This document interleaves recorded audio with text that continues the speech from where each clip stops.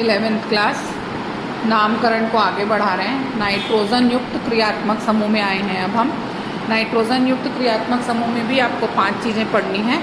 सबसे पहले पढ़ रहे हैं अपन एल्किल साइनाइड या नाइट्राइल। ठीक है, इसको हम प्रदर्शित करते हैं RC ट्रिपल बॉन्ड N से। किससे प्रदर्शित करते हैं?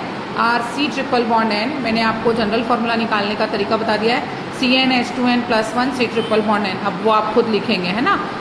उसके बाद हम क्या बोलेंगे, जब हाइड्रोकार्बन के एक हाइड्रोजन का प्रतिस्थापन एक CN समूह द्वारा होता है तो उसे हम एल्किल साइनाइड कहते हैं। नामकरण में एल्केन धन नाइट्राइल बराबर एल्केन नाइट्राइट होने वाला है ये, है ना।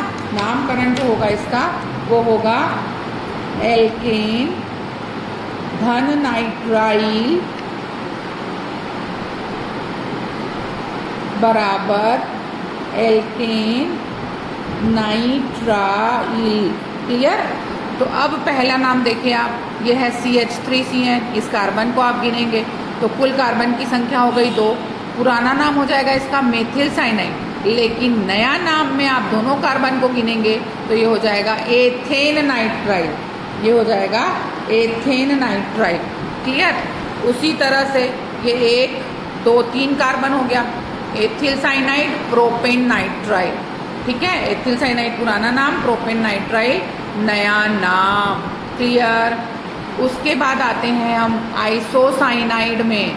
सेम बात, जस्ट थोड़ा सा पलटा, देखो क्या हुआ, RN ट्रिपल बॉन्ड C हुआ, लेकिन एक बॉन्ड एरो हुआ जिसे हम उपसह संयोजक बंध कहते हैं। ठीक है, क्या कहते हैं? उपसह संयोजक बंध कहते हैं। जनरल फॉर्मूला आप वैसे ही लिखेंगे, CnH2n+1 N और ट्रिपल बॉन्ड C। इनका नामकरण करने के लिए आपको सीखना पड़ेगा 3 चीज़ें। ये वाला हिस्सा कहलाएगा कार्बिल, ये वाला हिस्सा कहलाएगा अमीन और ये वाला हिस्सा कहलाएगा एल्केन। पुराने नाम में आप वही चलाएंगे, मेथिल आइसोसाइनाइड। नए नाम में देखो, ये हो जाएगा कार्बिल अमीनो मेथेन। क्या हो जाएगा? Carbyl amino methane. Carbyl amino methane हो जाएगा। उसी तरह से कार्बिल अमीनो एथेन हो जाएगा, है ना। कार्बिल अमीनो एथेन और कार्बिल अमीनो मेथेन होगा। एथिल और मेथिल मत लिखना, ये मैं लिख के क्यों दिखा रही हूँ, क्योंकि बुक में ये गलती है, आप सुधारना इसको। ये मेथेन होगा और ये एथेन होगा, तो गलत चीज़ को लिख के मैं आपके सामने में ही काटी हूँ कि आपको समझ में आए कि ये चीज़ें गलत बनी हुई है वहाँ पे। क्लियर। चलिए अगले में आते हैं अपन। देखिए अगला जो है वो है एल्किल नाइट्राइड। क्या है? Alkyl nitride. RON double bond O लिखोगे आप तो इसको एल्किल नाइट्राइड बोला जाएगा। नाइट्राइल और नाइट्राइट इतना सा ही अंतर है, कुछ नहीं करना है, कोई पुराना नाम नहीं। CH3ON डबल बॉन्ड O लिखा रहेगा, आप मेथिन नाइट्राइड बोलोगे। पुराने नाम में मेथिल नाइट्राइड और नए नाम में आप बोलोगे मेथेन नाइट्राइड। वैसे ही ये एथेन नाइट्राइड। क्लियर।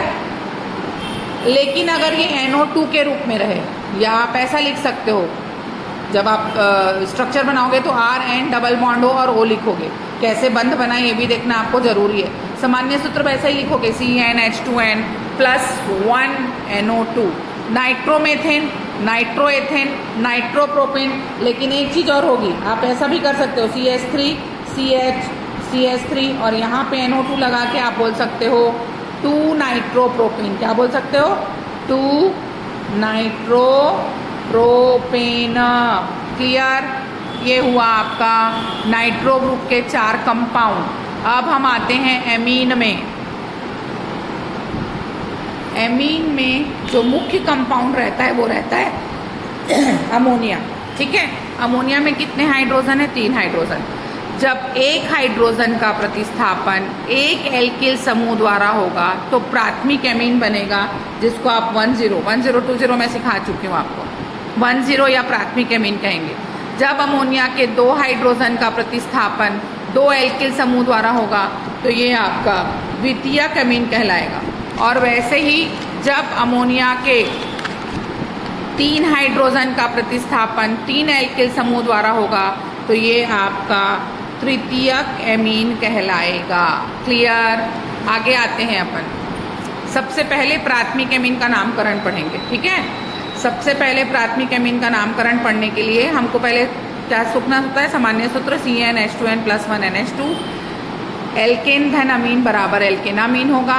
ये है CH3NH2, इसको आप पुराने नाम में मेथिल अमीन बोलोगे और नए नाम में ये हो जाएगा आपका मेथेनामीन या अमीनोमेथेन। आपको जो बोलना है बोलिए, है ना। ये है एथिल अमीन, ये हो जाएगा आपका एथेनामीन या अमीनो एथेन। तीसरा कैसे बना सकते हो, देखो ये प्रोपेन था 3 कार्बन का, दूसरे नंबर में आपने अमीन लगा दिया तो इसे 2 अमीनो प्रोपेन बोला जाएगा। क्लियर। अगले में आते हैं, द्वितीयक अमीन का नामकरण कैसे किया जाता है। फिर से सामान्य सूत्र देख लीजिए, CnH2n+1 का होल ट्वाइस NH। नामकरण का सिस्टम होगा N एल्किल अमीनो एल्केन या एल्केनामीन, आपको जो चलाना है चलाइए। ये पहला है, ये CH3 है, ये भी CH3 है, NH है, इसको दोनों मेथिल ग्रुप है तो डाई मेथिल अमीन कहेंगे पुराने नाम में। नए नाम में होगा N मेथिल अमीनोमेथेन या मेथेनामीन, आपको जो चलाना है आप वो चलाइएगा। क्लियर। उसके बाद देखिए, एक मेथिल ग्रुप हो गया, एक एथिल ग्रुप हो गया। पुराना नाम अल्फाबेट से चलोगे एथिल मेथिल अमीन, नए नाम में बोलोगे N मेथिल। छोटे समूह को हमेशा N माना जाएगा, बड़े समूह को एल्केनामीन माना जाएगा, तो ये N मेथिल एथेनामीन होगा। क्लियर। तृतीयक एमीन में देखिए आप, सामान्य सूत्र हो जाएगा CnH2n+1 होल थ्राइस N। नामकरण होगा N डाई एल्किल एल्केनामीन या अमीनो एल्केन, आपको जो भी लिखना है। देखो 1 2 तीनों CH3 है और ये जुड़े हैं N से, H नहीं रहेगा यहाँ पे, केवल N रहेगा। तो ये हो जाएगा पुराना नाम ट्राईमेथिल अमीन, नए नाम में देखो इसको भी N बोलोगे, इसको भी N बोलो या इसको बोलो, जिसको बोलना है। N डाई मेथिल मेथेनामीन, ये मुख्य श्रृंखला हो जाएगी और ये दोनों शाखा हो जाएगी। और शाखा को 1 2 3 ना बोल के N बोला जा रहा है क्योंकि ये N से जुड़ी हुई है शाखा, कार्बन की लंबी श्रृंखला से नहीं जुड़ी। ये तीनों समूह अलग अलग हो गए, देखिए CH3 C2H5 C3H7। तो छोटे समूह को NN मानोगे, बड़े समूह को एल्केनामीन मानोगे। अब छोटे में भी 2 अलग अलग प्रकार के हैं तो अल्फाबेट में चलोगे N ethyl N methyl aminopropane, N ethyl N methyl aminopropane. ये आपका नामकरण वाला हिस्सा खत्म होता है। आप सोचिए अगर आप 400 पेज की भी एक कॉपी लेके बैठेंगे ना, इतना नामकरण बनाएंगे कि वो भर जाएगा, लेकिन आपकी कोई प्रैक्टिस कुछ मुझे दिखाई नहीं दे रहा है और आप नहीं पढ़ेंगे तो बहुत मुश्किल होने वाला है 11। क्लियर।